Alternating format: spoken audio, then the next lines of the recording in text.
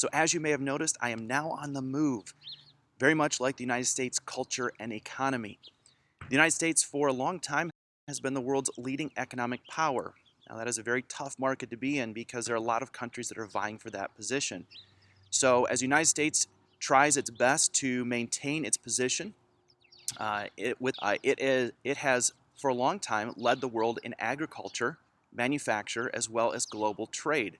And we set the pace for a lot of other nations around the world.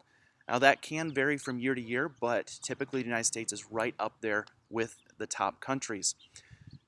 We are one of the major leaders in exports of goods to other countries. As we manufacture so many items here in the United States, we are going to send those off across the ocean to other countries for them to purchase. Now, a number of factors are involved in being able to do that. Number one, the availability of natural resources, which we talked about how the United States has many of them. So the more natural resources you have, the more goods you can produce.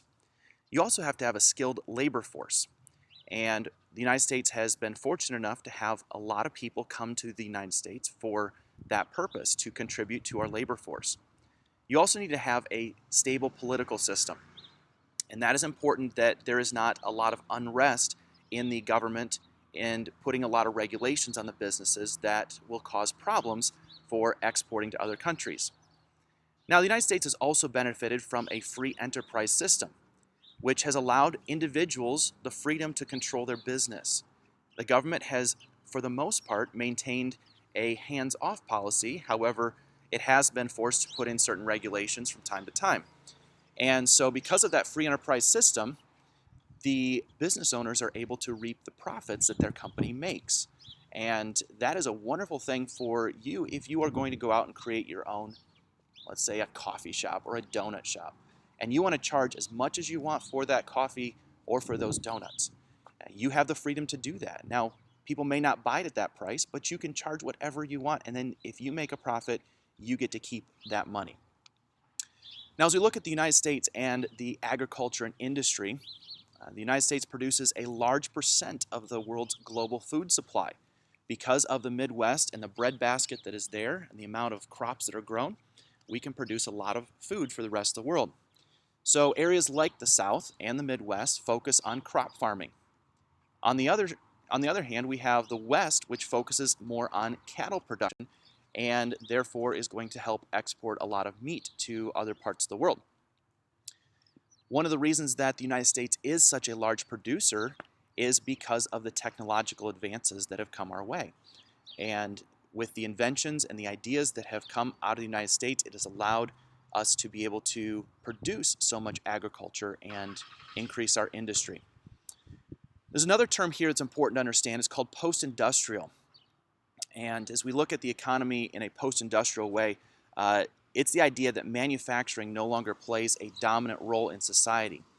That it once was the main focus of our society, and we look at it today and it may not be quite so significant. And so the United States economy has transitioned from an industrial and more blue-collar working society to more of a service industry. And that's what post-industrial means. And there are a lot of people that debate this, whether that's really true or not. But that is a current theme and idea that many people are arguing about. Some corporations are becoming multinational, which means that they're involved in worldwide business. And for a lot of companies, this is important to stay competitive in the world we live in today. In the United States, we have a very diverse society. And this is largely in part to the amount of people that have immigrated from other parts of the world. Most of the American heritage has come from Europe. However, American ethnicity is pretty global, as we see a lot of people coming from all over the world. So because of that, language and religion is often varied as well. English is the #1 language in the United States, followed by Spanish as a close second. And a lot of people are learning both languages to become fluent. Religious freedom has been a cornerstone of the American society. But I have to wonder, is it more religious freedom or freedom from religion? And it's important that we understand what we believe and why we believe it so that we don't give away our religious freedoms. As we look at American life today and where people are living, most people live near or around the cities and suburbs today. Not a lot of people are going to live out in the middle of the desert, out in the middle of the wilderness. There are some that do. But most people are going to focus in on the cities and suburbs. When we look at life, work, and play, education is very important to American society.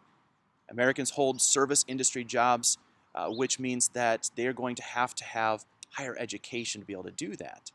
And most jobs are going to require at least a high school level graduate in order to apply and to get that job. Many are going to also require that you have a college degree if you want a higher paying job. So because of that, the United States has compulsory education, meaning that you have to stay in school until you're age 16. After that, it does become optional, but your options are limited when it comes to your job. We have a number of variety of leisure activities. Sports are a huge part of American society, as many people are into football, which I know some of you are. And these sports play a huge part in the way people live and they plan their activities. Now in our last section here, we're going to look at the sub-regions of the United States. And there are 4 of these regions that you need to be familiar with. So we begin with the Northeast, and we're primarily talking here about New England, which consists of Maine, Vermont, New Hampshire, Massachusetts, Rhode Island, and Connecticut. I'm not going to test you on which one of those are included in the Northeast, but you need to know the general area. And it can be debated as far as which states are included in each one of these territories. So the second one is the Mid-Atlantic region in the Northeast. Typically, Pennsylvania, New York, and New Jersey are going to be included in the Mid-Atlantic. And this area is often considered the gateway to America because of the fact that we have so many immigrants coming in through this region to the United States. So many came in from Europe through one of these states in order to find a job or to find a new home. And in this area, a lot of the industry focuses on trade, commerce, and industrial life. So there are a few jobs that focus on fishing and marine life that was once really popular, but now it's kind of transitioned to where people are focused on other things. And so when we did have a high level of industrialization, it was because we had a lot of iron ore and oil that was found in Pennsylvania. And farmers really weren't able to stay and to focus in on this area because there's too many hills and rocks for good farming. Sometimes the Mid-Atlantic is known as the Rust Belt due to the fact there are a lot of abandoned industrial buildings and the fact that the economy is changing, as I mentioned just a little bit ago, toward other things like electronics or communication or finance or tourism. And people really don't industrial jobs quite as much anymore in the Mid-Atlantic. Now in this area, you also need to know that there's a very large megalopolis.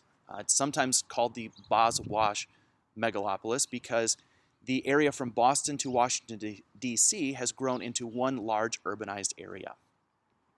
Now as we move to the Midwest here, this is the north central part of the United States. It's known as America's heartland, often called the breadbasket of America because of its food production and the amount of crops that are grown here to help feed the world.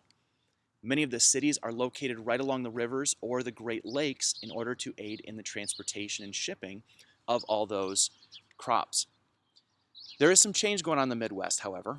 A number of farms are declining, and these farms are no longer able to survive, and so they're being bought out by larger companies who are then taking over and producing these mega farms.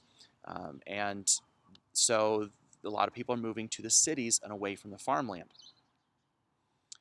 In the South, we've got 2 categories here. One is the Old South, where you have a wide mix of culture and diverse people that originally settled in the South. You've got people from Great Britain. You've got the African American descendants that were once slaves. You've got Hispanics that have come in from Mexico. You've got people coming in from Cuba. You've got French Canadians that were transitioned out of the northern part of the United States.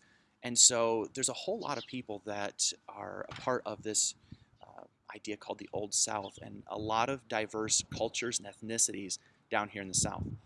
Now in the New South, we have agriculture that provides a significant amount of the industry there. Livestock production is an important part of the way of life. And industrialization is a relatively new thing for the South due to the fact of the incredible amount of heat that they have down there. Until we have the ability to air condition the factories, people really didn't want to sit in those factories all summer long and sweat it out. And so now it is becoming a major industrial area because it is cheaper and easier to maintain those factories with the air conditioning, and they can often operate those year-round. Atlanta, Georgia has grown to become one of the major hubs in the New South, bringing in a lot of those industries I just talked about, and also transportation, and it has become a gateway to the South. Now, our last section here is the West.